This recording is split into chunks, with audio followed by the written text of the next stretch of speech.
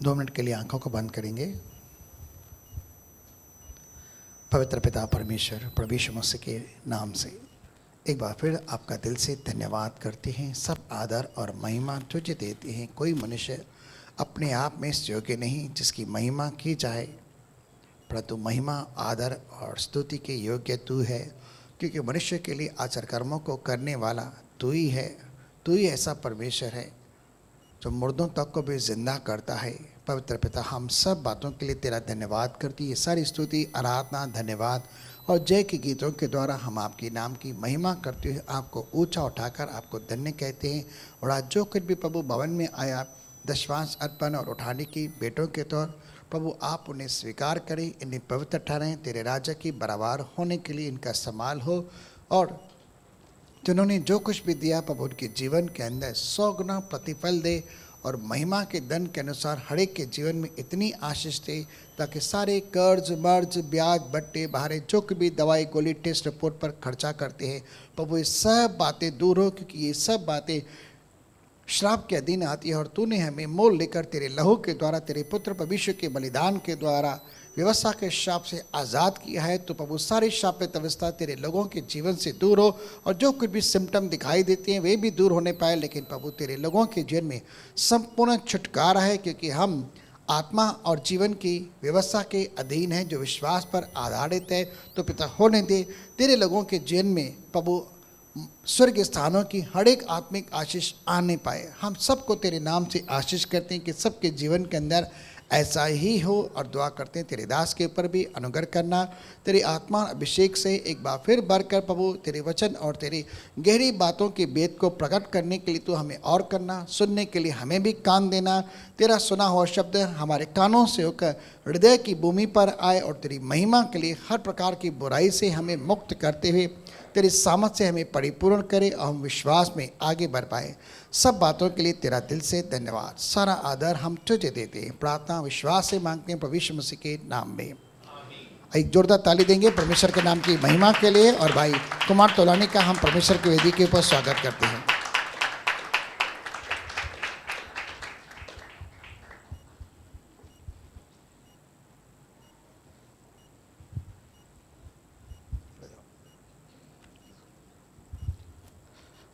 भजन संहिता 103 1 और 2।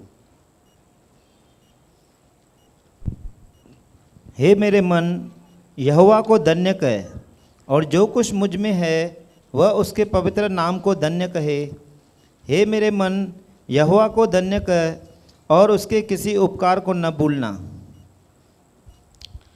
यहाँ पे भजन लिखता है दाऊद, और कहता है कि हे मेरे मन, किससे बातें कर रहा है? वो अपने आप से बातें कर रहा है। वो अपने आप को स्मरण करा रहा है, वो अपने माइंड को स्मरण करा रहा है। हे मेरे मन, प्रभु को धन्य कहे, और जो कुछ मुझ में है वो उसके पवित्र नाम को धन्य कहे। हे मेरे मन, प्रभु को धन्य कहे, 2 वचन, और उसके किसी उपकार को कभी न भूलना। यहाँ पर वो इस बात पर जोर देता है कि जो उपकार परमेश्वर ने हमारे जीवन में किए हैं, वो कहता है मुझे उसको कभी नहीं भूलना। कि जो जीवन में प्रभु ने मेरे पास्ट में किया है, मैं उसको स्मरण करूंगा और उसका धन्यवाद करूंगा।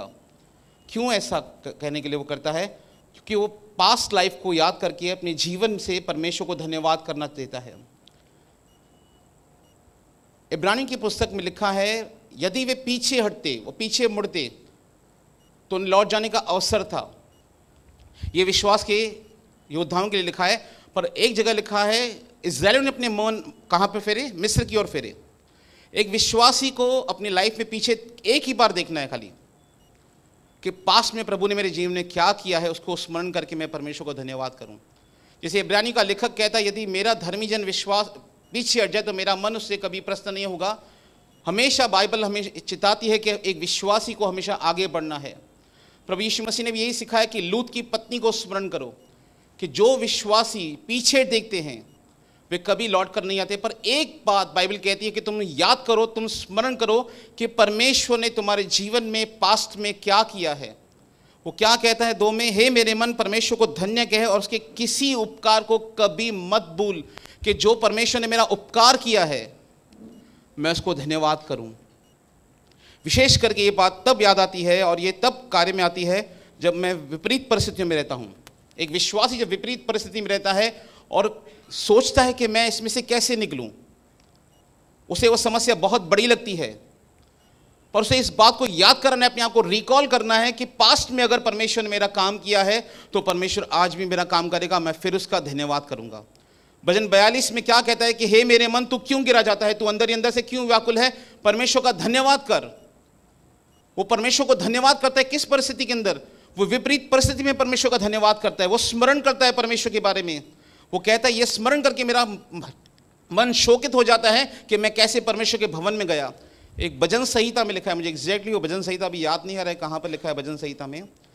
भजनकार परमेश्वर का धन्यवाद करता है और कहता है कैसी कैसी विपत्ति हम पर आई हैं, और एक वचन का उपयोग करता है कि कैसी कैसी समस्या हमारे जीवन में आई परमेश्वर, और वो कहता है ये सब कुछ हम पर बीता तो भी प्रभु हम तुझे नहीं भूले। समस्याओं के मध्य में भी वो परमेश्वर को भूलते नहीं, वरना परमेश्वर का धन्यवाद करते हैं कि परमेश्वर हमें तेरे उपकार याद है जो तू हमारे पास्ट लाइफ में कर चुका है। यही बात दाऊद भजन संहिता में अपने आप को प्रोत्साहित करके कहता है कि हे मेरे मन प्रभु के किसी उपकार को कभी मत भूलना।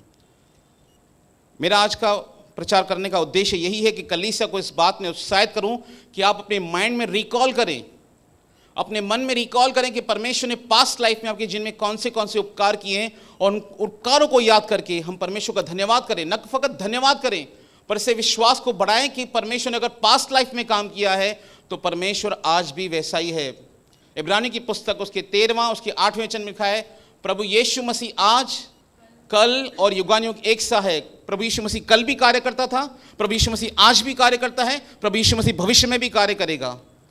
एक एग्जाम्पल देखेंगे परमेश्वर के वचन से, यहोशू की पुस्तक 3 अध्याय से हम पढ़ेंगे, 5 से लेकर पढ़ेंगे। यहाँ पर एक वाक्य है, एक बहुत ही मशहूर वाक्य है जिसे हम बहुत बार हमने पढ़ा भी होगा। फिर यहोशू ने प्रजा के लोगों से कहा, यहाँ पर क्या हुआ है, यहूदी लोग यरीहो नगर का भेद लेने गए थे और कुशल से लौट कर आए, और यरीहो नगर जिसको हम लोग जानते हैं, जब उन्होंने स्तुति आराधना की और 7 चक्कर काटे तो वो यरीहो की दीवार टूटी थी। पर जब यरीहो की ओर जा रहे थे उसके बीच में क्या हुआ था, ये वाक्य हमको बताता है कि वाक्य क्या हुआ था। 3 अध्याय हम पढ़ेंगे 5 से लेके। फिर यहोशू ने प्रजा के लोगों से कहा, तुम अपने आप को पवित्र करो, क्योंकि कल के दिन यहोवा तुम्हारे मध्य में आश्चर्य कर्म करेगा। परमेश्वर तुम्हारे मध्य में आश्चर्य कर्म करेगा, वो उस समय की प्रजा को कहता है, इसलिए अपने आप को पवित्र करो। हाँ, तब यहोशू ने याजकों से कहा, वाचा का संदूक उठाकर प्रजा के आगे आगे चलो। तब वे वाचा का संदूक उठाकर आगे आगे चले। वाचा का संदूक, आप अच्छी तरह से संडे को देख रहे हैं कि वाचा का संदूक क्या था। उस वाचा के संदूक के अंदर परमेश्वर की व्यवस्था थी, परमेश्वर की मन्ना से भरा हुआ मर्तबान था, और क्या था, हारून की छड़ी थी जो परमेश्वर की उपस्थिति को दर्शाती है। वाचा का संदूक और कुछ नहीं दर्शाता, वाचा का संदूक परमेश्वर की प्रेजेंस को दर्शाता है, उपस्थिति को दर्शाता है कि परमेश्वर हमारे मध्य में विराजमान है। जब शमूएल के टाइम पे परमेश्वर के वाचा का संदूक पलिश्तियों ने लूट लिया था, तब उसकी एली की बहू ने कहा था इकाबोद। इकाबोद मतलब परमेश्वर की उपस्थिति, परमेश्वर की महिमा यहाँ से चली गई है। वाचा का संदूक का मतलब है परमेश्वर की उपस्थिति, परमेश्वर वहाँ पे स्वयं विराजमान है उस उपस्थिति के अंदर। और यहोशू कहता है परमेश्वर के वाचा का संदूक उठाओ और आगे आगे चलो याजकों को। तब यहोवा ने यहोशू से कहा, आज के दिन से मैं सब इजरायलियों के सम्मुख तेरी प्रशंसा करना आरंभ करूंगा। यहोशू एक नया नया अगुआ बना है और परमेश्वर से प्रोत्साहित करता है कि जैसे मैं मूसा के साथ था वैसे ही मैं तेरे साथ भी रहूंगा। आगे, जिससे वे जान ले कि जैसे मैं मूसा के संग रहता था वैसे ही मैं तेरे संग भी हूँ। जैसे मैं मूसा के संग था यहोशू, वैसे ही मैं तेरे साथ भी हूँ। हाँ, और तू वाचा के संदूक के उठाने वाले याजकों को यह आज्ञा दे, उस समय के याजक जो उस समय के पासबान थे, समझो, तू वाचा के संदूक के उठाने वाले याजकों को यह आज्ञा दे। क्या आज्ञा दे? कि जब तुम यरदन के जल के किनारे पहुंचो तब यरदन में खड़े रहना। तुम एक नदी को क्रॉस करोगे। जिस नगर को वो जाने वाले थे यरीहो को, उसके बीच में एक बड़ी नदी आती थी, इसको यरदन नदी कहते हैं। वो कहता है जब तुम यरदन के जल के किनारे पहुंचो तब यरदन में खड़े रहना, नदी के बीच में खड़े रहना। किसको कहता है आज्ञा? याजकों को, जो वाचा का संदूक उठाए हुए थे। आगे, तब यहोशू ने इजरायलियों से कहा हम्म, कि पास आकर अपने परमेश्वर यहोवा के वचन सुनो। परमेश्वर का वचन सुनो, वो कहता है। और यहोशू कहने लगा कि इससे तुम जान लोगे कि जीवित ईश्वर तुम्हारे मध्य में है, जो काम यह होने वाला है, जो आश्चर्य क्रम तुम्हारे मध्य में होने वाला है, इससे तुम जान लोगे कि परमेश्वर तुम्हारे मध्य में रहता है। हाँ। और वह तुम्हारे सामने से निसंदेह कनानियों, हित्तियों, एवियों, परिज्जियों, गिरगाशियों, एमेड़ियों और यबूसियों को उनके देश में से निकाल देगा। जो तुम्हारे दुश्मन देश हैं उनको परमेश्वर तुम्हारे सामने से निकाल देगा, और जो प्रतिज्ञा तुमको मिली है उस प्रतिज्ञा के अनुसार तुमको परमेश्वर तुम्हारी प्रतिज्ञा देगा, वो देश देगा जिसमें मधु और दूध की धाराएं बहती हैं। आगे सुनो, पृथ्वी भर के प्रभु की वाचा का संदूक तुम्हारे आगे आगे यरदन में जाने पर है। परमेश्वर की उपस्थिति तुम्हारे आगे आगे जाने वाली है, वो कहता है याजकों से। हाँ, इसीलिए अब इज़राइल के गोत्रों में से 12 पुरुषों को चुन लो, वे एक एक गोत्र में से एक पुरुष हो। 12 गोत्र थे, 12 गोत्र में से एक एक व्यक्ति को लिया गया। और जिस समय पृथ्वी भर के प्रभु यहोवा की वाचा का संदूक उठाने वाले याजकों के पांव यरदन के जल में पड़ेंगे, उस समय यरदन का ऊपर से बहता हुआ जल थम जाएगा और ढेर होकर ठहरा रहेगा। यरदन नदी कैसे आ रही थी? ऐसे आ रही थी। जैसे नदी हमेशा कभी कभी ऐसे रहती है, पर यह नदी कैसे आ रही थी? ऊपर से नीचे की ओर आ रही थी। और क्या कहता है यहोशू उनसे? जिस समय पृथ्वी भर के प्रभु यहोवा की वाचा का संदूक उठाने वाले याजकों के पांव यरदन के जल में पड़ेंगे, जैसे ही प्रभु के लोगों के पांव जल में पड़ेंगे, उस समय यरदन के ऊपर से बहता हुआ जल थम जाएगा। जैसे परमेश्वर ने लाल समुद्र को धोभागित किया था, वैसे ही परमेश्वर उसके समान एक आश्चर्य कर्म करने जा रहा है यहाँ पर। और जो लोग यरीहो क्रॉस करने जाने वाले थे, उस नगर को, उस जयवंत होने वाले थे, उस नगर को क्रॉस करने के लिए उनको यरदन नदी क्रॉस करना बहुत ज़रूरी था। और क्यों प्रभु उनको यहाँ से लेकर आया, उसके जिक्र परमेश्वर यहाँ पे बताता है।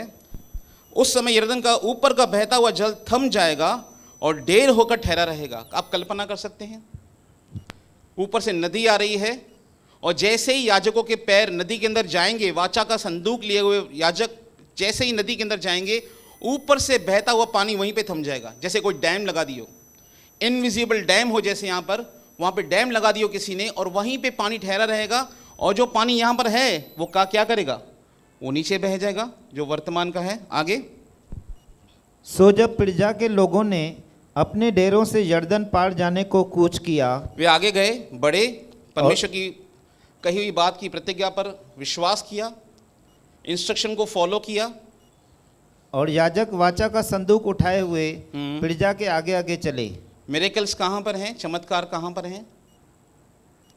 चमत्कार आदेशों के अंदर है, निर्देशों के अंदर है। जब परमेश्वर मुझे कोई बात कहे और मैं इसको फॉलो करूं, वहीं पे मिरेकल्स होते हैं। और मिरेकल्स की ज़रूरत कब होती है? जब उस परिस्थिति के अंदर हो हम। यीशु मसीह से कहा कि तू इसको कोई चिन्ह दिखा हमको, तो यीशु मसीह ने कहा मैं कोई तुम्हें कुछ चिन्ह नहीं दिखाऊंगा। किनसे? यहूदियों से कहा यीशु मसीह ने। यीशु मसीह ने कहाँ पर मिरेकल्स किए? काना नगर में मिरेकल किया, बीमारों पर अपने मिरेकल्स दिखाए, चमत्कार दिखाए। तो चमत्कार कहाँ पर होता है? जहाँ पर उसकी ज़रूरत होती है। एलिया जब उस स्त्री के पास गया जहाँ पे खाना नहीं था, परमेश्वर ने वहाँ पे चमत्कार किया और उसके लिए प्रोविजन को किया। तो चमत्कार कहाँ पर होता है? आश्चर्यक्रम कहाँ पर होता है? जहाँ पे आश्चर्यक्रम की ज़रूरत है। और कैसे होता है? बहुत बार क्या होता है, हमको ऐसा लगता है मैंने प्रार्थना की, अभी प्रभु खुद ही कर देगा। ऐसा नहीं होता है। मसीह जीवन में अगर हम कोई रिजल्ट देखना चाहते हैं, आप कोई रिजल्ट देखना चाहते हैं, तो आपको परमेश्वर के वचन को फॉलो करना पड़ेगा कि परमेश्वर का वचन मुझे क्या कहता है आगे बढ़ने के लिए।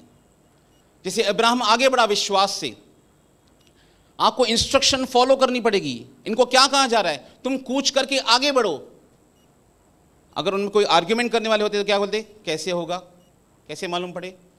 वो आर्ग्यूमेंट्स नहीं करते हैं। क्या कहती है मरियम? जैसा वह कहे वैसा ही करना। उसने क्या कहा यीशु मसीह ने? मटकों को पानी से मुंह भर दो। कोई आर्ग्यूमेंट्स नहीं की, जैसा यीशु मसीह ने कहा वैसा उन्होंने किया और वहां पे चमत्कार हुआ। तो चमत्कार कहां पर है? इंस्ट्रक्शन को फॉलो करने के अंदर है कि परमेश्वर की क्या इंस्ट्रक्शन मुझे मिल रही है, मैं उसके साथ आगे बढ़ूं।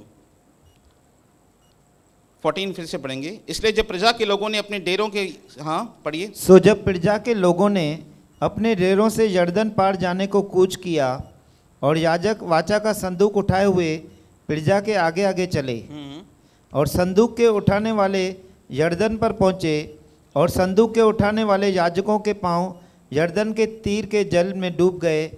यरदन का जल तो कटनी के समय के सब दिन करारों के ऊपर ऊपर बहा करता है। संदूक के उठाने वाले यरदन पर पहुंचे याजक लोग, और संदूक के उठाने वाले याजकों के पांव यरदन के तीर के जल में डूब गए।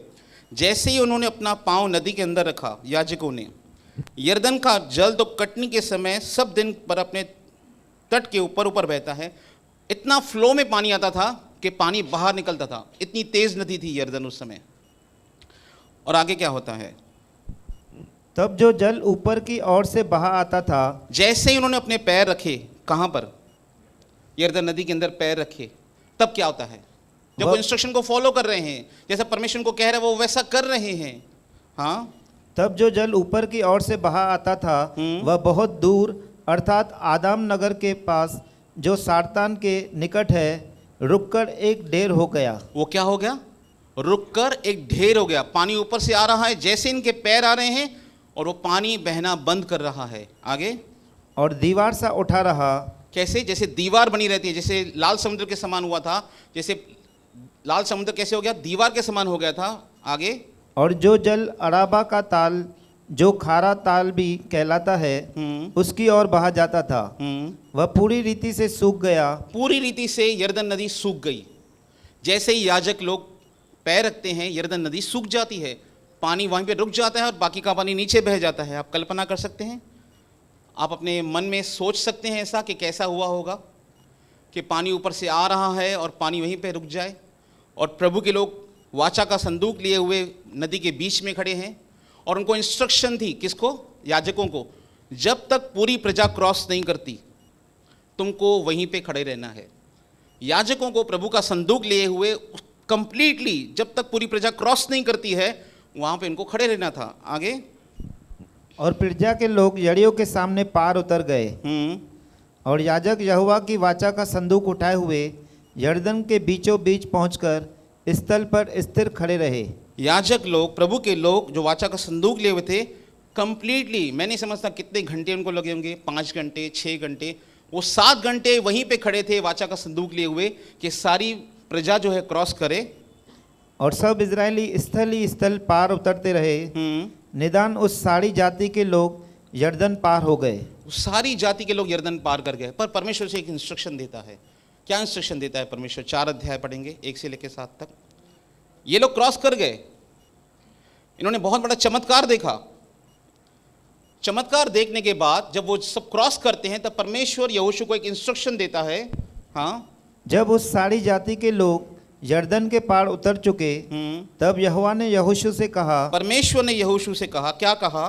प्रजा में से 12 पुरुष अर्थात गोत्र पीछे एक एक पुरुष को चुनकर फिर से 12 लोगों को चुन ले, यह आज्ञा दे कि तुम यरदन के बीच में जहाँ याजकों ने पांव धरे थे वहाँ से 12 पत्थर उठाकर अपने साथ पार ले चलो, और 12 भाइयों को भेजो, और जहाँ पर याजकों के पैर पड़े थे वहाँ से 12 पत्थर उठा कर आओ, नदी में से 12 पत्थर निकाल कर आओ।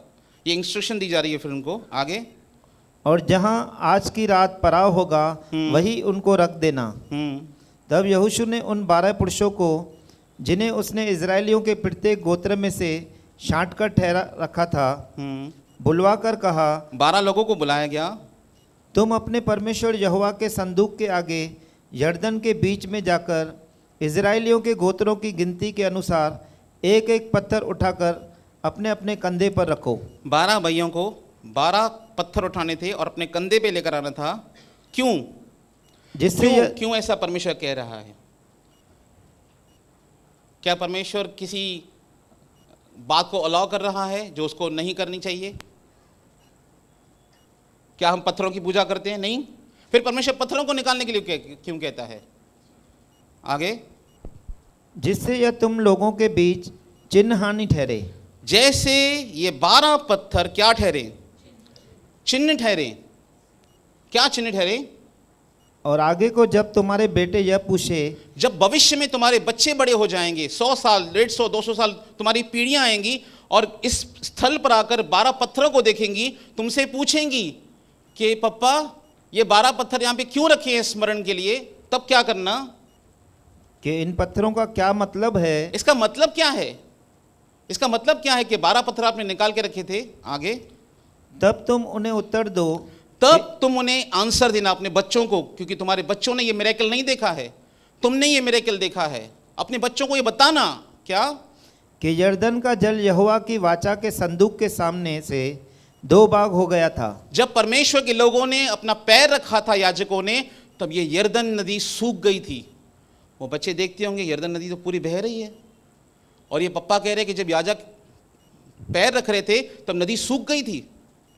ये अपने बच्चों को स्मरण कराना, ये 12 पत्थर निकालो और वहां पर रखो और अपने बच्चों को स्मरण कराओ इस बात के लिए कि परमेश्वर ने तुम्हारे जिनमें कैसे चमत्कार किए हैं।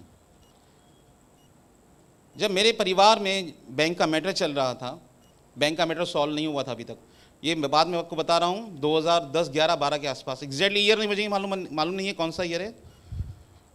परमेश्वर ने प्रतिज्ञा दी कि ये घर तुम्हारा हो चुका है, पर अब तक बैंक से मैटर सॉल्व नहीं हुआ था। तब पापा को परमेश्वर ने एक बात कही थी कि तू अपने घर पे एक बोर्ड लगा दे, एक सीनरी लगा दे, और उस क्या कहते हैं उसको, फ्रेम को, जैसे ये फ्रेम है, ऐसा फ्रेम है मेरे घर में, जैसे ही आप एंटर करेंगे आपको एक ऐसा फ्रेम दिखाई देगा, ऐसा फ्रेम, और उस फ्रेम पे लिखा है प्रभु यीशु निवास। पापा को परमेश्वर ने कहा कि ये तू लिख दे अपने घर के अंदर। अभी तक बैंक का मैटर सॉल्व नहीं हुआ है कि आज से ये घर तेरा नहीं, आज से ये घर मेरा है। और पापा ने उस विश्वास को लेकर प्रभु यीशु निवास बनवाकर घर के बाहर लगा दिया, अंदर लगा दिया। जैसे एक हॉल में एंट्री करेंगे, मेरे घर के सामने लगा है प्रभु यीशु निवास। परमेश्वर ने पापा को इंस्ट्रक्शन दिया, पापा ने उस इंस्ट्रक्शन को फॉलो किया और लगा दिया। 3 से 4 साल के बाद 2016 में उस बैंक का मैटर सॉल्व हुआ, और आज भी वो स्मरण कराने के लिए लिखा हुआ है हमारे घर पे प्रभु यीशु निवास। ये हमको स्मरण कराता है कि ये घर हमारा नहीं है, ये परमेश्वर ने हमको दिया है।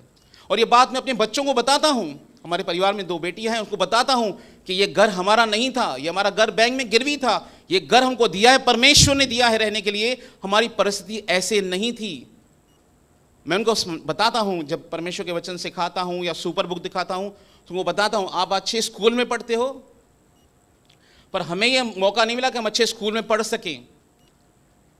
आप अच्छे घर में रहते हो, अच्छे कपड़े पहनते हो, जो कुछ आप देख रहे हो ये केवल परमेश्वर का किया हुआ कार्य है, क्योंकि जब हम छोटे थे हमको ऐसा कोई नहीं मिला कि हम इन चीज़ों का उपयोग कर सके जो आप उपयोग कर रहे हैं। ये जो भी कार्य हुआ है यीशु मसीह ने किया है। हमारी परिस्थितियां खराब थी, परमेश्वर ने हमारी परिस्थिति को बदला है।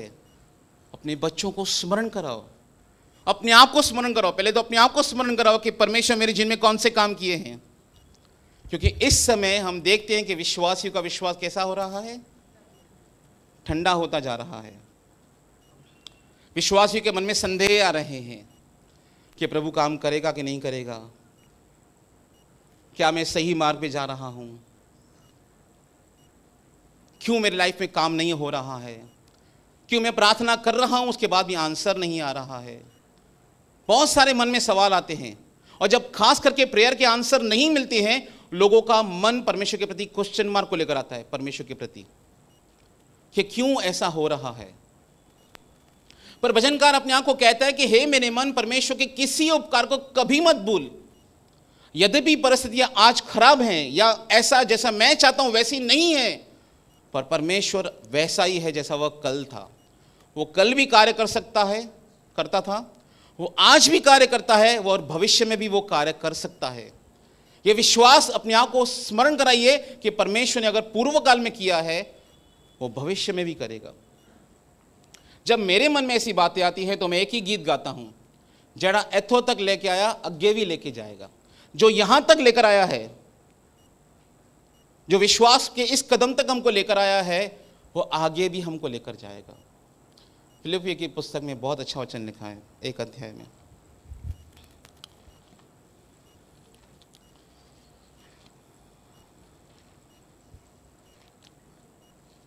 फिलिप्पियों 1 अध्याय, मैं समझता हूँ 16 है।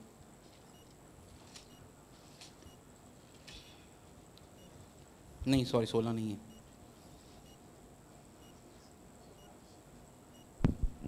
और Six- मुझे six- इस बात का भरोसा है 6 है। कि जिसने तुम में अच्छा काम आरंभ किया है मुझे इस बात का, पौलुस कहता है, भरोसा है, विश्वास है, मुझे इस बात का भरोसा है परमेश्वर पर कि जिसने तुम में अच्छा काम आरंभ किया है जिस परमेश्वर ने हमारे जीवन में अच्छा काम शुरू किया है, वही उसे यीशु मसीह के दिन तक पूरा करेगा। जब तक प्रभु यीशु मसीह नहीं आता तब तक वो उसे पूरा करने में सामर्थी परमेश्वर है। एक विश्वासी के जीवन में एक कठिन दौर आना स्वाभाविक है, आ सकते हैं। हर एक विश्वासी के जीवन में कठिन समय आया है और आज हम उन कठिन समय के दौर में जा रहे हैं जहाँ पर विश्वासियों का विश्वास ठंडा हो रहा है, लोग विश्वास से मुकर रहे हैं, लोग परमेश्वर पर क्वेश्चन मार्क खड़े कर रहे हैं। पर मैं आपको प्रोत्साहित करता हूँ कि आप परमेश्वर के उपकारों को स्मरण कीजिए। और मैं इस बात को जब स्मरण करता हूँ तो कहता हूँ, अपने आप से ही कहता हूँ, बातें करता हूँ, ये काम और कोई नहीं कर सकता, ये केवल परमेश्वर ही कर सकता है जो पूर्व काल में मेरे जीवन में हो चुके हैं। याद कीजिए, लिखिए उन चीज़ों को। कितने लोग अपनी गवाही को लिखते हैं, उनके जीवन में जो गवाहियाँ होती हैं उनको लिखते हैं कि मेरे जीवन में ये गवाही हुई है। गवाहियों को लिखिए, पढ़िए उनको, कि जैसे परमेश्वर ने मेरी लाइफ में पहले काम किया था वो आज भी करने में सामर्थी परमेश्वर है। फिर से आएंगे यहोशू की पुस्तक में। यहोशू, हम 4 अध्याय में थे।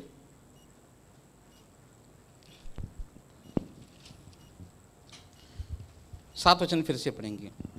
तब तुम उन्हें उत्तर दो तब तुम उन्हें उत्तर देना, आंसर देना अपने बच्चों को, कि यरदन का जल यहोवा की वाचा के संदूक के सामने से 2 भाग हो गया था। हाँ, ये पानी जो है वो 2 भाग हो गया था। क्योंकि जब वह यरदन पार आ रहा था तब यरदन का जल 2 भाग हो गया। तब यरदन का जल 2 भाग हो गया, विभाजित हो गया पानी। आगे, सो वे पत्थर इज़राइल को सदा के लिए सिमरन दिलाने वाले ठहरेंगे। ये सदा का सिमरन दिलाने वाले ठहरेंगे कि परमेश्वर ने ये काम किया था। तो क्या परमेश्वर कल कर सकता है, वो आज नहीं कर सकता? अगर परमेश्वर उनके लिए रास्ता निकाल सकता है जहां पे रास्ता नहीं था, अगर परमेश्वर उनको यरीहो में जयवंत कर सकता है, तो क्या परमेश्वर आज नहीं कर सकता? पर एक बात समझनी पड़ेगी, हम जैसे मैंने कहा, हमने पूरा कंप्लीटली प्रार्थना की, मतलब समझे अभी पूरा काम प्रभु को करना है, मुझे कुछ नहीं करना है। नहीं, याकूब की पुस्तक में लिखा है विश्वास को अपनी क्रियाशीलता में लेकर आए। जो परमेश्वर आपको बात कहता है वो करने के लिए फॉलो कीजिए। जब मैं नया नया विश्वासी बना था, मैं फाइनेंशियल क्राइसिस से निकला हुआ व्यक्ति हूँ, रियलिटी बता रहा हूँ। मैं नारायण भाई के घर पे प्रचार करने जा रहा था और मेरे पास पैसे नहीं थे कि मैं ऑटो में, उस समय 10 रुपया 15 रुपये लगते थे वहाँ तक पहुँचने के लिए, मेरे घर से नारायण भाई के घर तक पहुँचने के लिए। तो मैं घर से निकला था तैयार होकर, मैं जानता था मुझे पैदल जाना है, मुझे पैसे नहीं हैं, तो कंप्लीटली मेरे पास 0 रुपीस थे। तो परमेश्वर ने कहा पर्स रख दे, अपने पास पर्स रख। मैंने प्रभु को कहा कहाँ रखूँ पर्स, प्रभु पैसे हैं ही नहीं, रखूँ कहाँ से? प्रभु ने कहा रखना शुरू कर, पैसे आने वाले हैं। और उस दिन से मैंने खाली पर्स रखना शुरू कर दी। उस दिन से मैंने क्या किया, मैंने खाली पर्स रखना शुरू कर दी अपनी पॉकेट में। और थोड़े दिनों के बाद परमेश्वर ने मेरे बिजनेस के लिए एक नया रास्ता खोला। परमेश्वर आपको कुछ ऐसा करने के लिए कहेगा, आप बोलेंगे प्रभु कैसे करूं? आप बोल रहे हैं पर परिस्थितियां ऐसी नहीं है, पर फॉलो कीजिए उस इंस्ट्रक्शन को। मैंने फॉलो किया उस इंस्ट्रक्शन को, खाली पर्स लेकर। और मुझे आज भी याद है, मैं अपने पापा को बोलकर गया था, प्रभु कह रहा है खाली पर्स रखना शुरू कर, पैसे आने वाले हैं। मिरेकल कहां पर होगा, चमत्कार कहां पर होगा? जब आप इंस्ट्रक्शन को फॉलो करेंगे। जब परमेश्वर आपको इंस्ट्रक्शन देगा, आपको वैसा करना है।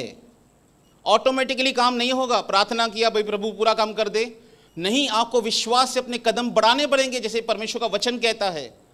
तब ही आप परमेश्वर के कार्यों को अपने जीवन में देख सकते हैं। क्योंकि हम ऐसा सीख चुके हैं या हम ऐसे समझते हैं इन बातों को, मैंने प्रार्थना की अभी प्रभु का काम है। नहीं, प्रभु अपना काम करेगा, पर प्रभु किसके द्वारा काम करेगा? हमें ही इस्तेमाल करेगा उस जगह पर।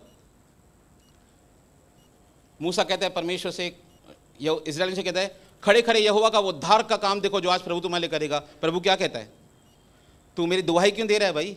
तेरे हाथ में लाठी अधिकार है, इस्तेमाल कर तू अपना जाकर, मुझे क्यों बीच में लेकर आ रहा है? मूसा बात को समय नहीं समझा था, पर जैसे उसने अपनी लाठी समुद्र पे मारी, वहां पे 2 भाग हो गया। मैं एक वचन को नहीं समझता था और मैंने इसका प्रचार बहुत बार किया, पर आधा वचन प्रचार किया। इफिसियों 3 अध्याय,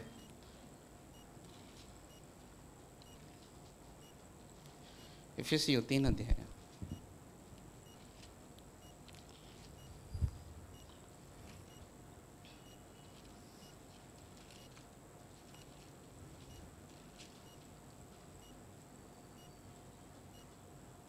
बीस वचन। अब जो ऐसा सामर्थी है, कैसा सामर्थी है? ऐसा सामर्थी है। कौन? परमेश्वर बहुत सामर्थी है। हम सब जानते हैं, हम सब जानते हैं परमेश्वर सामर्थी है, सब जानते हैं परमेश्वर सामर्थी है। आगे, कि हमारी विनती और समझ से कहीं अधिक काम कर सकता है। बस यहीं पे हम कंप्लीट हो जाते। प्रभु सब कुछ कर सकता है, प्रभु सब काम कर सकता है। पर पौलुस आगे बताता है, आगे वो इंस्ट्रक्शन देता है। क्या कहता है? उस सामर्थ के अनुसार जो हम में कार्य करता है। वो पावर कैसे काम करती है? हमारे थ्रू काम करती है, विश्वास से कार्य करती है। प्रभु सब कुछ कर सकता है, पर प्रभु किसके कैसे काम करेगा? याजकों को इंस्ट्रक्शन था कि तुम्हें पानी के अंदर खड़े रहना है। परमेश्वर अपना कार्य कर रहा है, पर कैसे कर रहा है? अपने लोगों के थ्रू काम कर रहा है। परमेश्वर ने चंगाई दी। यीशु मसीह के बाद जब कलीसिया के अंदर चंगाइयां होनी शुरू हुई, तो परमेश्वर ने इस्तेमाल किया। किसका इस्तेमाल किया? पतरस का इस्तेमाल किया, यूहन्ना का इस्तेमाल किया, पौलुस का इस्तेमाल किया। परमेश्वर की सामर्थ हमारे द्वारा कार्य करती है, और वो तब कार्य करती है जब हम इंस्ट्रक्शन को फॉलो करते हैं। जैसा परमेश्वर में कहता है वैसा करते हैं, वहीं पे मिरेकल्स होते हैं, वहीं पे चमत्कार होते हैं, जब हम इंस्ट्रक्शन को फॉलो करते हैं परमेश्वर की। वापस आएंगे 4 अध्याय में 19 से लेकर 24 तक पढ़ेंगे। अभी पूरा वाक्य आप घर पे जाके पढ़िएगा। यहोशू 4 अध्याय। और जब वो वैसा करते हैं, 4 अध्याय 19 से लेके 24 तक। पहले महीने के 10वें दिन को पिरजा के लोगों ने यरदन में से निकलकर यरीहो के पूर्वी सिवाने पर गिलगाल में अपने डेरे डाले। और इत्तेफाक की बात है, ये पहले महीने का 10वां दिन, लगभग आज का ही दिन हो रहा है, लगभग मैं समझता हूँ, क्योंकि जैसे हमारा हिंदू न्यू ईयर रहता है, वैसे यहूदियों का न्यू ईयर रहता है। पहले महीने का 14वें दिन पे मैं समझता हूँ फसह का पर्व मनाया जाता है। और फसह का पर्व कभी है? मैं समझता हूँ 3 अप्रैल को है, गुड फ्राइडे। हाँ, गुड फ्राइडे के दिन, उसी आसपास के समय हम जी रहे हैं। ये इत्तेफाक है। पहले महीने के 10वें दिन को प्रजा के लोगों ने यरदन में से निकलकर, हाँ आगे बढ़िए, यरीहो के पूर्वी सिवाने पर गिलगाल में अपने डेरे डाले। उस जगह का नाम रखा गया गिलगाल। और गिलगाल में अपने डेरे डाले, यहाँ पे अपने टेंट खड़े किए। हाँ, और जो 12 पत्थर यरदन में से निकाले गए थे, जो पत्थर उन्होंने यरदन से बाहर निकाले थे, उनको यहोशू ने गिलगाल में खड़े किए। उसको यहोशू ने गिलगाल में स्मरण के लिए खड़े किया, उनको खड़ा किया 12 पत्थरों को। तब उसने इजरायलियों से कहा, आगे को जब तुम्हारे लड़के वाले अपने अपने पिता से यह पूछे कि इन पत्थरों का क्या मतलब है, इन पत्थरों का क्या मतलब है, हाँ, तब तुम यह कहकर उनको बताना, तब तुम अपने बच्चों को बताना, स्मरण करना परमेश्वर के इस उपकार को, इस किए हुए कार्य को परमेश्वर के तुम याद करना। हाँ, ये इजरायली यरदन के पार स्थल ही स्थल चले आए थे। हम पैदल पैदल आ रहे थे। हाँ, क्योंकि जैसे तुम्हारे परमेश्वर यहोवा ने लाल समुद्र को हमारे पार हो जाने तक हमारे सामने से हटाकर सूखा रखा था, वैसे ही उसने यरदन का भी जल तुम्हारे पार हो जाने तक तुम्हारे सामने से हटाकर सूखा रखा। ये कार्य परमेश्वर ने किया था, इसलिए हम उसको याद करते हैं आज। परमेश्वर का वचन जैसे कहता है हमको कि तुम अपने बच्चों को सिखाना कि ये पत्थर हमने इसलिए रखे हैं कि प्रभु का हम उस मिरेकल को, उस चमत्कार को हम याद करें, और परमेश्वर को हम ये सदैव धन्यवाद करें और याद करें कि परमेश्वर ने ये कार्य किया है। आगे, इसीलिए कि पृथ्वी के सब देशों के लोग जान ले कि यहोवा का हाथ बलवंत है, और तुम सर्वदा अपने परमेश्वर यहोवा का भय मानते रहो। कि तुम हमेशा परमेश्वर का भय मानते रहो कि परमेश्वर ने तुम्हारे जीवन में कौन से काम किए हैं। जैसे इब्रानियों का वचन हमने पढ़ा, जैसे मैंने बोला, यीशु मसीह आज कल और युगानुग एक जैसा है। अगर उन्होंने पास्ट में किया है, जैसे उसने मेरे जीवन में पास्ट में बहुत सारे काम किए हैं, मैं जानता हूँ, विश्वास करता हूँ आप सबके जीवन में पास्ट में कुछ काम किए होंगे उसने।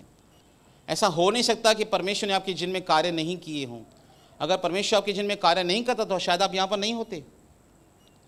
उसने किया है तो भजनकार कहता है कि उसके किसी उपकार को कभी मत भूलना, उसे याद करना, उसे धन्यवाद देना। जब अय्यूब के ऊपर परिस्थिति आती है, ये बात आपने मेरे मुंह से बहुत बार सुनी है, मैं फिर दोहराऊंगा इस बात को। 3 कारण है जिसके लिए लोग डिप्रेशन में जाते हैं। 3 कारण आज की तारीख में सबसे प्रमुख कारण है जिनमें लोग डिप्रेशन में जाते हैं। 3 रीजंस हैं। सबसे पहला रीज़न है लोग डिप्रेशन में जाते हैं फाइनेंशियल क्राइसिस की वजह से। अगर किसी के ऊपर बहुत बड़ी विपत्ति आ जाए पैसों की और वो कंप्लीटली ख़त्म हो जाए पैसों में, वो कारण होता है कि लोग डिप्रेशन में जाते हैं। दूसरा कारण होता है जब किसी के ऊपर बीमारी आती है, जब कोई अचानक बीमारी आ जाती है, लोग डिप्रेशन में चले जाते हैं क्योंकि उनके अंदर मृत्यु का भय आ जाता है। तीसरा कारण है अगर किसी की घर में अचानक मौत हो जाए तो उस सदमे के कारण लोग डिप्रेशन में चले जाते हैं। ऐसा बहुत बार हुआ है। अय्यूब के साथ ये तीनों घटनाएं एक दिन में हुई। उसकी सारी संपत्ति खत्म हो गई एक दिन के अंदर। उसके 10 बच्चे, कल्पना करने से परे है, ये कल्पना करने से परे है। कोई व्यक्ति अपने बच्चों की मृत्यु को अपने मन में कल्पना भी नहीं कर सकता। छोटे बच्चों की कोई कल्पना करने की सोचेगा भी नहीं, सोचेगा भी तो उससे वहीं पे सोचना बंद कर देगा। पर इस ब्रदर के, इस भाई के 10 बच्चे एक ही दिन में मरे थे। इस भाई के ऊपर एक बीमारी आई थी जो 9 महीने तक ये बीमारी उसके ऊपर चली थी। लोग कहते हैं इसको सोरायसिस हुआ था, एक ऐसी स्किन डिजीज जो कभी ठीक नहीं होती, लाइलाज बीमारी से हो गई थी। पर इन तीनों परिस्थितियों के अंदर अय्यूब कहता है मैं विश्वास करता हूं कि मेरा उद्धारकर्ता जीवित है। भले ही वो परमेश्वर से कंप्लेन करता है कुछ चीजों पे क्योंकि वो समझ नहीं पा रहा था। और उसकी पत्नी कहती है, जब वो प्रार्थना करता है परमेश्वर से, वो क्या कहती है उसकी पत्नी, क्या अब भी तू अपनी खराई पर बना हुआ है? परमेश्वर की निंदा कर, मर जा तो मर जा। शैतान आपको टेम्प्ट करेगा जब आपके जीवन में काम नहीं होंगे कि परमेश्वर कहां पे काम करता है। तू तो धन्यवाद करता है, प्रार्थना करता है, फिर काम किधर है? अय्यूब क्या आंसर देता है, जिस परमेश्वर के हाथ से मैंने सुख लिया तो क्या मैं से परमेश्वर के हाथ से दुख न लूं? तू एक मूर्ख स्त्री की तरह बातें करती है। इसके बाद भी लिखा है, इसके बाद भी अय्यूब ने प्रभु के विरुद्ध कोई पाप नहीं किया। उसने परमेश्वर पर कोई मूर्खतापूर्ण दोष नहीं लगाया कि यह काम तूने क्यों किया। जब उसके मित्र उसे परेशान करते हैं, उनका आंसर देता है वहां पर, फिर परमेश्वर से बातें करता है। आप जाके पढ़ सकते हैं अय्यूब के जीवन में परमेश्वर ने कैसे काम किया। और क्या कहता है याकूब, तुम अय्यूब के धीरज के विषय में जानते हो और यह भी जानते हो कि उसका प्रतिफल कैसा मिला जब परमेश्वर ने उसको वहां से परिस्थिति से बाहर निकाला। मेरे कहने का मतलब क्या है, विपरीत परिस्थिति में अय्यूब का विश्वास स्थिर था। और वो क्या कहता है कि मैं जानता हूं मेरा उद्धारकर्ता जीवित है। पढ़िए अय्यूब की पुस्तक 19 अध्याय 25 और 26।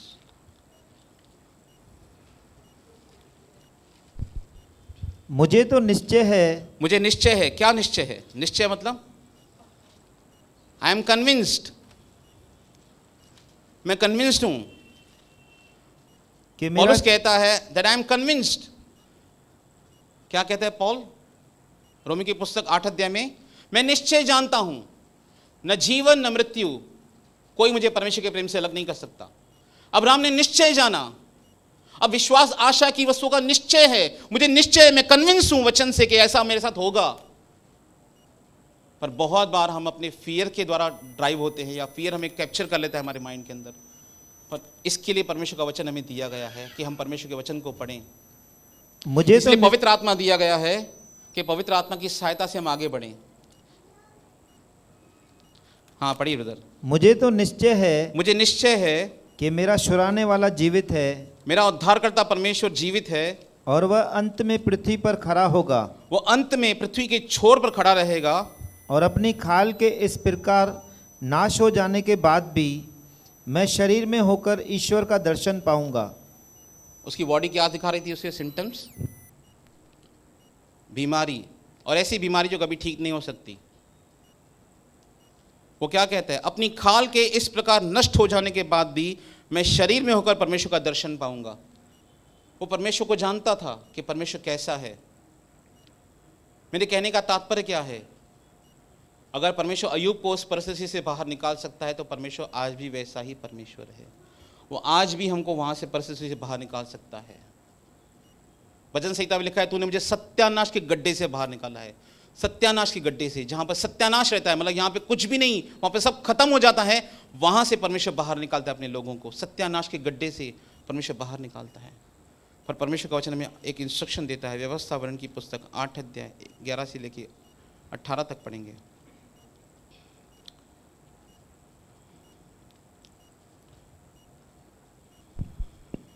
इसीलिए सावधान रहना, कहीं ऐसा न हो कि अपने परमेश्वर यहोवा को भूलकर उसकी जो जो आज्ञा, नियम और विधि मैं आज तुम्हें सुनाता हूँ उनका मानना छोड़ दे। परमेश्वर कहता है हमसे सावधान रहना, कहीं ऐसा ना हो कि तुम अपने परमेश्वर को भूल जाओ। और ये होता है, हम बहुत बार परमेश्वर की बातें भूल जाते हैं। इब्रानी का लेखक कहता है, तुम उस उपदेश को जो तुम्हें पुत्र के समान दिया गया था भूल गए हो। हम बहुत बार परमेश्वर के वचन भूल जाते हैं कि प्रभु ने मुझसे क्या कहा था। और सबसे बड़ा डिस्ट्रैक्शन आज की तारीख में कौन सा है? हमारे हाथ में ही हमारा डिस्ट्रैक्शन है, मोबाइल, जहाँ से हम परमेश्वर की बातें भूल रहे हैं। ये मेरा खुद का ऑब्जर्वेशन है। मैं जितना मोबाइल पे ध्यान ज़्यादा देता हूँ उतनी बातें मैं परमेश्वर की भूलता जाता हूँ। प्रतिज्ञाएं भूल जाता हूँ, कभी कभी परमेश्वर के उन वचनों को भूल जाता हूँ जो उसने मुझे पर्सनली दिए थे, क्योंकि मेरा माइंड कहाँ पे ऑक्यूपाइड है? मेरा माइंड ऑक्यूपाइड है मोबाइल के अंदर, संसार की चीज़ों में ऑक्यूपाइड है मेरा मन। इसलिए सावधान रहो, कहीं ऐसा ना हो कि अपने परमेश्वर यहोवा को भूल कर उसकी आज्ञा जो नियम तुम्हें मिले हैं, विधि में आज तुम्हें सुनाता हूँ, उनको मानना तुम छोड़ दो। कहीं ऐसा ना हो, हाँ, ऐसा न हो कि जब तू खाकर तृप्त हो, ऐसा ना हो कि जब तू खाकर तृप्त हो जाए और अच्छे अच्छे घर बनाकर उनमें रहने लगे। ये एक समस्या है। समृद्धि परमेश्वर के द्वारा आती है, पर कभी कभी समृद्धि हमें परमेश्वर से अलग कर देती है। उन्नति, फाइनेंशियल प्रोग्रेस, पद काफ़ी बार हमें परमेश्वर से अलग करता है। क्यों? वहाँ पर पहुँचकर हम परमेश्वर को भूल जाते हैं। जैसे हम विश्वास में नए नए आए थे, वैसे हम परमेश्वर के साथ नहीं चलते। अभी हम संपन्न हो चुके हैं, अभी मैं बहुत पैसे वाला हो गया हूँ, समझो एक बात, तो अभी मैं टाइमिंग चेंज करूँ, हाँ चले मैं बाद में आऊँगा, पहले मैं जल्दी आता था, अभी बाद में आऊँगा, वचन पे कम ध्यान दूंगा, प्रार्थना में कम ध्यान दूंगा। क्या कहता है परमेश्वर को? ऐसा ना हो कि जब तू खाकर तृप्त हो जाए, जब तू संतुष्ट हो जाए, अच्छी अच्छी चीज घर बनाकर उसमें रहने लगे, अच्छे घर बनाने लगे तू, हाँ, और तेरी गाय बैलों और भेड़ बकरियों की बढ़ती हो, तू उन्नति करता जाए, और तेरा सोना चांदी और तेरा सब प्रकार का धन बढ़ जाए, तू बहुत धनवान हो जाए, तब तेरे मन में अहंकार समा जाए। ये चांसेस हैं अहंकार आने के लिए। और क्या? और तू अपने परमेश्वर यहोवा को भूल जाए, कि तू अपने प्रभु को ही भूल जाए, अपने परमेश्वर को भूल जाए, उनकी बातों को भूल जाए, जो तुझको दासत्व के घर अर्थात मिस्र देश से निकाल लाया है। जो परमेश्वर तुझे शैतान के साम्राज्य से बाहर निकाल आया है, उसको तू भूल जाए। क्यों? संसार की धन सुख की वजह से, जैसे सुलेमान परमेश्वर को भूल गया था। आगे, और उस बड़े और भयानक जंगल में से ले आया है, जहाँ तेज विष वाले सर्प और बिच्छू है, और जल रहित सूखे देश में उसने तेरे लिए चकमक की चट्टान से जल निकाला। ऐसे जंगल से वो निकले थे जहाँ पे कौन रहता था? सर्प और बिच्छू, तेज विष वाले बिच्छू रहते थे, पर किसी भी बिच्छू ने, किसी भी सांप ने इस्राएली को नहीं काटा। और प्रभु कहता है कहीं ऐसा ना हो कि जब तू समृद्धि हो जाए, जब तू उन्नति करने लगे, तो इन बातों को भूल जाए कि परमेश्वर ने मेरे जीवन में कौन सा काम किया था। आगे, और तुझे जंगल में मन्ना खिलाया, जिसे तुम्हारे पुरखा जानते भी न थे, इसीलिए कि वह तुझे नम्र बनाए और तेरी परीक्षा करके अंत में तेरा भला ही करे। तेरी परीक्षा करके तेरा अंत में भला करे। आगे, और कहीं ऐसा न हो कि तू सोचने लगे कि यह संपत्ति मेरे ही सामर्थ और मेरे ही भुजबल में से मुझे प्राप्त हुई। जब हम छोटे रहते हैं तभी हमको ये बात याद रहती है कि ये सब प्रभु ने किया है। जब शाऊल परमेश्वर का विरोध करता है, बलवा करता है परमेश्वर के विरुद्ध, तो शमूएल शाऊल से कहता है जब तू अपनी आंखों में छोटा था, कैसे? तू अपनी आंखों में छोटा था तब परमेश्वर ने तुझे राजा बनाया था। वो इतना नम्र व्यक्ति था शाऊल कि जब उसे राजा बनाने के लिए अभिषेक किया गया, वो लोगों के पीछे छुपने लगा शाऊल। पर जब वो समृद्ध हो गया, राजा बन गया, और जब उसने परमेश्वर की आज्ञा का विरोध किया, तब वो इन बातों को भूल गया था, वो नम्रता को कंप्लीटली भूल गया था, अहंकार में आ चुका था कंप्लीटली कि ये सब कुछ मैंने ही किया है। बहुत बार ऐसा होता है, अहंकार आना बहुत ही कॉमन है एक बिलीवर के अंदर आना।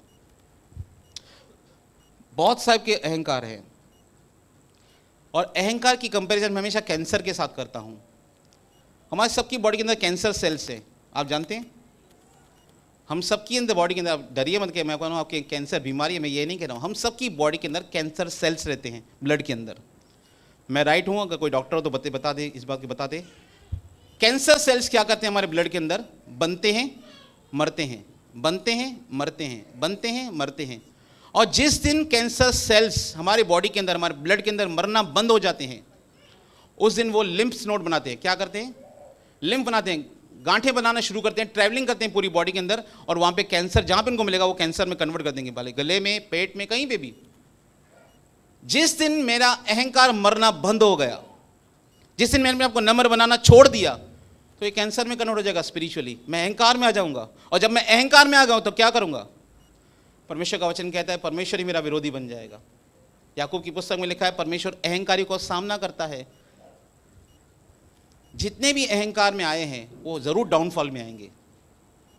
मैं खुद डाउनफॉल में गया हूं, इसलिए आपको बताता हूं। मैं किसी के दूसरे अनुभव से नहीं बता रहा हूं, नहीं मैं किसी के बारे में कह रहा हूं अहंकार के बारे में। ये मैं खुद के अहंकार के बारे में बता रहा हूं कि मैं अहंकार में आने के बाद कैसे गिरा। अहंकार हमेशा नीचे लेके जाएगा, और परमेश्वर का वचन कहता है याद करना कि जब तू सब कुछ समृद्ध हो जाए तो तेरे मन में अहंकार नहीं आ जाए कि ये सब तूने किया है। ये सब तूने नहीं किया है, ये परमेश्वर के अनुग्रह के द्वारा हुआ है। जब अब्राहम राजा को मारकर लौट रहा था, जानते हैं मिल्किसेदेक उसे क्या कहता है? जब अब्राहम जंग जीत कर आ रहा था, बहुत सारे राजाओं को मारकर आ रहा था, मिल्किसेदेक जब उसे भेंट करता है, जानते हैं मिल्किसेदेक उसे क्या कहता है? धन्य है तेरा परमेश्वर यहोवा जिसने तेरे शत्रुओं को तेरे वश में किया है। तू नहीं जीता है, तेरे परमेश्वर ने तेरे शत्रुओं को तेरे अधीन किया है। ये बात हमेशा हमें याद रखनी है। जो काम हुआ है ये परमेश्वर के अनुग्रह के द्वारा हुआ है। पौल कहता है मैं जो कुछ भी हूं प्रभु के अनुग्रह के द्वारा हूं, और जो मैं आज यहां पर पहुंचा भी हूं, पौल कहता है तो भी ये परमेश्वर का अनुग्रह है। मैंने परिश्रम किया, ये परिश्रम भी परमेश्वर का अनुग्रह था मेरे जीवन में कि मैं यहां तक पहुंचता।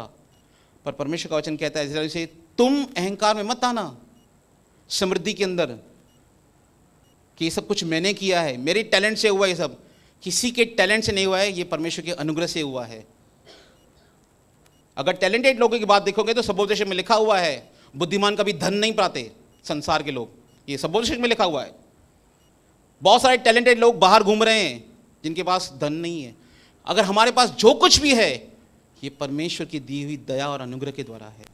इसलिए अहंकार मत कीजिए किसी भी चीज पर, चाहे वो धन संपत्ति हो, चाहे हमारा घर हो, चाहे हमारे परिवार हो, चाहे मेरा बिजनेस हो, किसी भी चीज पर, चाहे मेरे नॉलेज के ऊपर, मैं किसी बात पे घमंड ना करूं, क्योंकि अगर मैं घमंड करूंगा तो निश्चय मैं गिरूंगा।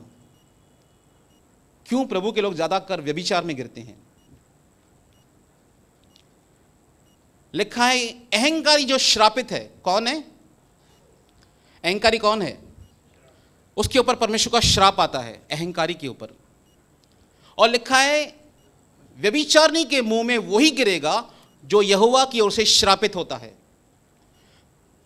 जब मैं अहंकार करता हूं किसी भी चीज का, वहां से अनुग्रह हट जाता है, और जब अनुग्रह हट जाता है मैं पाप करना शुरू कर देता हूं। सिंपल सी है बात। पर यह बात तब पता चलती है, दिमाग तब ठिकाने लगता है जब अनुग्रह में कार्य करना बंद करता है मेरे जीवन के अंदर। बहुत सारे प्रभु के लोग व्यभिचार में गिरे हैं, विश्वासी लोग। क्यों गिरे हैं? कारण क्या है? उसका मेन रीजन बता रहा हूं, अहंकार है व्यभिचार में गिरने का कारण। इसीलिए हमें हमेशा अपने आप को याद करना है, दूसरों को नहीं।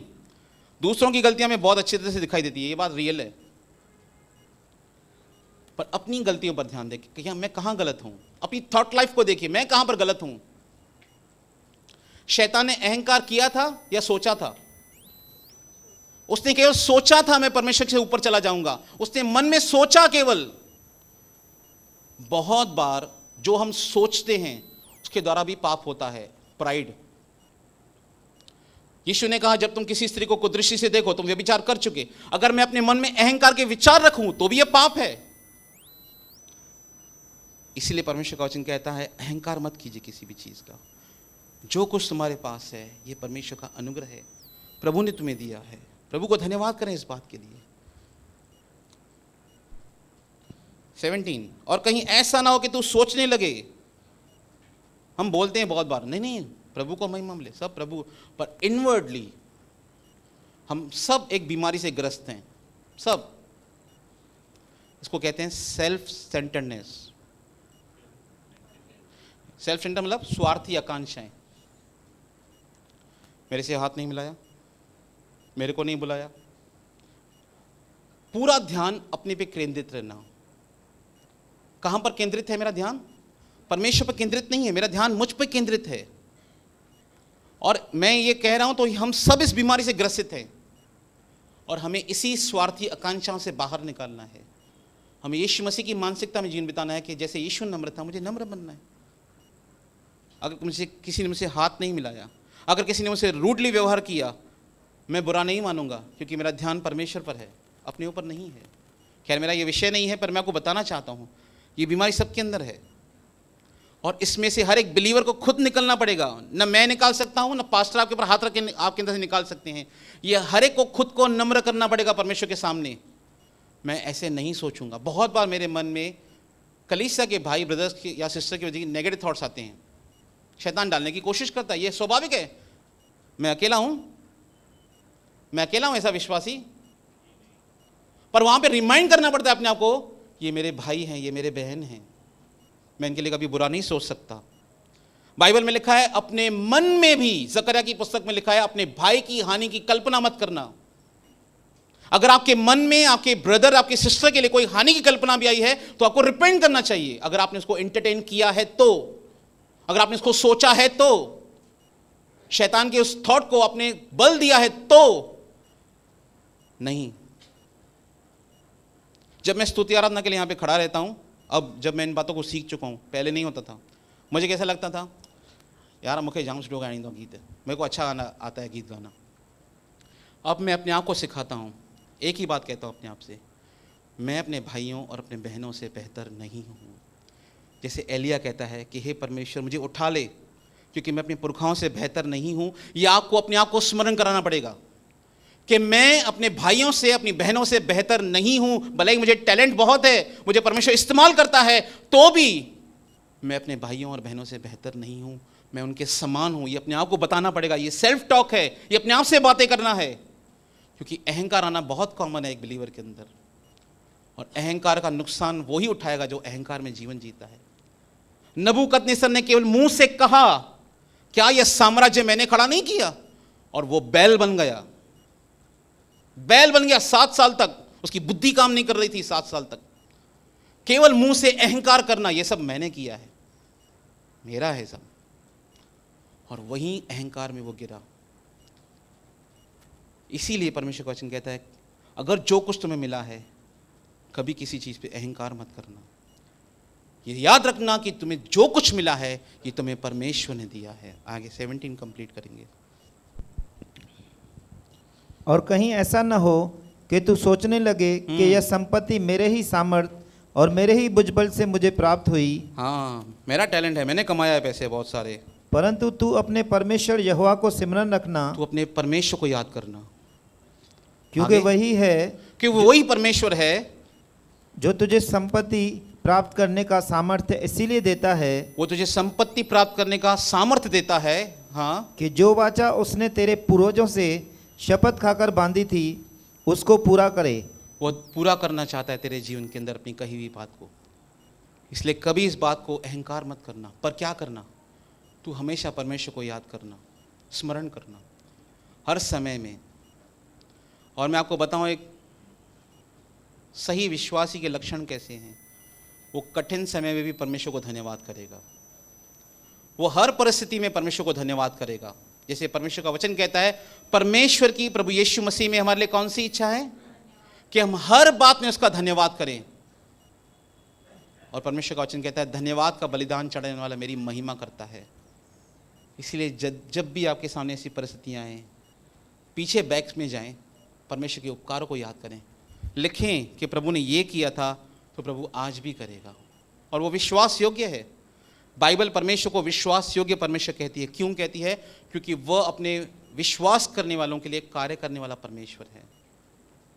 जिस बात की आपने परमेश्वर से आशा की है, जिस बात की आप परमेश्वर पर विश्वास करते हैं, जिस समस्याओं से निकलने के लिए आप प्रार्थना कर रहे हैं, परमेश्वर के कान बहरे नहीं है, वो सुनता है प्रार्थना को। अगर वो उसने पूर्व में किया है, वो आज भी करेगा और भविष्य में भी वो काम करेगा। परमेश्वर हमारे साथ है। इन बातों पर विश्वास करें और हर परिस्थिति में परमेश्वर का धन्यवाद करें। प्रभु आपको इन वचनों के द्वारा आशीष दें।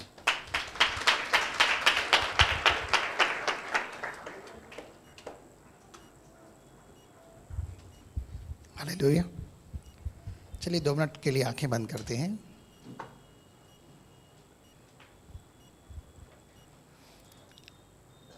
अपने हृदय को चाकेंगे, चेक करेंगे आपके जीवन में ऐसा क्या है जो आपने अपने ही सामर्थ्य या बुझबल के द्वारा बनाया है या पाया है। चेक करेंगे आपके जीवन के अंदर जो सांसें चल रही हैं वो भी परमेश्वर देता है। आपकी दिल की धड़कन जो चल रही है वह भी परमेश्वर चलाता है। आपके शरीर का एक एक अंग परमेश्वर ने बनाया है। इन आँखों के अंदर देखने की ताकत परमेश्वर ही देता है।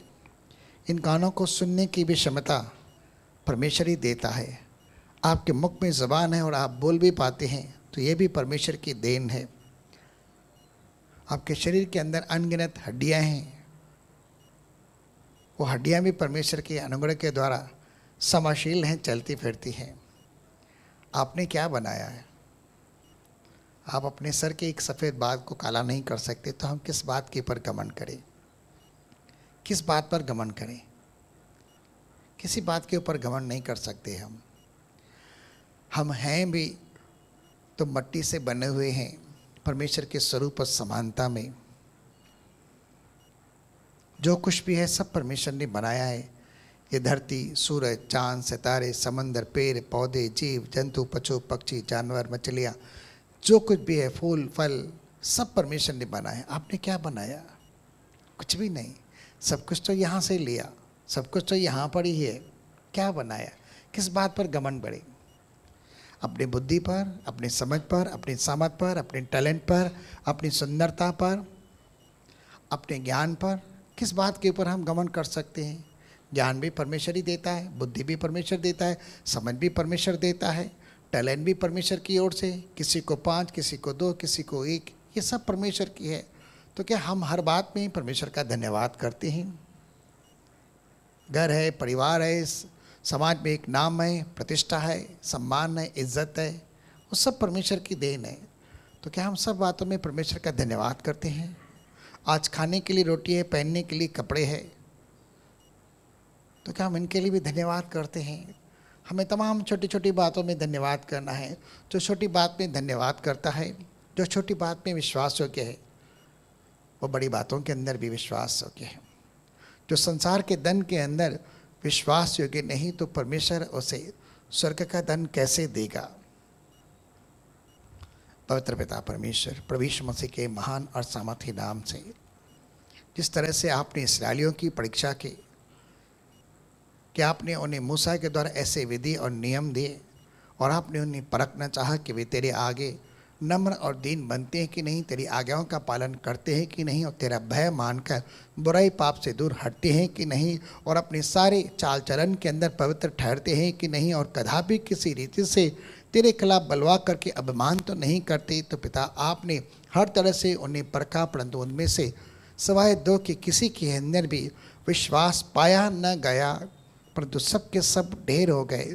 यीशु नासरी के नाम से हम दुआ करते कि हमें हर प्रकार के घमंड से दूर, हर प्रकार के अभिमान से दूर कर, जहाँ कहीं भी हम अपने आप को इम्पोर्टेंस देने की कोशिश करते, जहाँ कहीं भी हम अपने नाम, शोहरत, इज्जत, मान, सम्मान, तारीफ के लिए या प्रशंसा के लिए कुछ करते हैं, तो पिता हम पिलातुस के समान अपने हाथों को धोते हैं। हमें क्षमा कर इन छोटी छोटी बातों के अंदर जो हमारे अंदर घमंड पैदा करती है कि मैं। प्रभु, हम जानते हैं कि वे सब बकरियाँ तेरे दाहिने बाएं ओर होगी और वे सब के सब शापित होगी, नरक की आग के अंदर डाले जाएंगे। इसलिए हम प्रार्थना करते कि हम में मैं नहीं, हम में मसीह जीवित रहे और मसीह ही महिमा पाए। हम दुआ करते हैं कि हमारे अंदर मसीह का स्वभाव निर्माण होने दे पिता। जैसे उसका स्वभाव था वैसा ही हमारे अंदर स्वभाव हो, ताकि हर बात के अंदर पिता हम सब बातों में भी तेरी महिमा करने पर और कदापि किसी रीति से अपनी ओर से नहीं परंतु तेरी ओर से पिता सब बातों में तेरा धन्यवाद कर पाए। हम धन्यवाद करते हैं प्रभु तेरे भलाइयों के लिए, तेरे उपकारों के लिए, तेरे नेमतों के लिए, तेरी आशीषों के लिए। प्रभु हर प्रकार की आशीष के लिए हम तेरा दिल से धन्यवाद करते हैं, संपूर्ण मन से तेरा धन्यवाद करते हैं। और मुझ में जो कुछ भी है पिता तेरे पवित्र नाम को धन्य कहता है। और हम दुआ करते हैं यीशु मसीह के नाम से हमारे जीवनों के अंदर सदैव नम्रता, तेरा भय और प्रभु तेरा धन्यवाद पाया जाए। और इस तरह से हमारे जीवन के अंदर शांति, आनंद और प्रभु समृद्धि और बरकत बनी रहे और बढ़ती रहे। और तू जो हमारे पुरखाओं के साथ प्रतिज्ञा बांधता है प्रभु उन सबको हमारे जीवन के अंदर दृढ़ करे और हमें हमारे पुरखाओं के समान ही, अब्राहम के समान ही आशीषित करे, क्योंकि तू अब्राहम का, इसहाक और याकूब का जीवित परमेश्वर है। आज भी तेरी प्रतिज्ञाएं मसीह में हमारे लिए हाँ और आमीन के साथ ही पूरी होती है। आपका दिल से धन्यवाद। सारा आदर हम महिमा तुझे देते हैं प्रभु यीशु मसीह के पवित्र नाम से। पिता परमेश्वर का प्रेम, प्रभु यीशु मसीह का अनुग्रह और पवित्र आत्मा की सहभागिता अब से लेकर सर्वदा तक, जब तक मसीह यीशु बादलों पर आए, हम तमाम भाइयों और बहनों के संग बनी रहे और बढ़ती रहे। सारे भाई बहन बोलेंगे बोल प्रभु यीशु मसीह की। परमेश्वर आप सबको आशीष करे, अनुग्रह शांति से भरे। भाई लोग भाइयों से, बहनें बहनों से हाथ मिलाकर प्रेज लॉर्ड कर सकते हैं।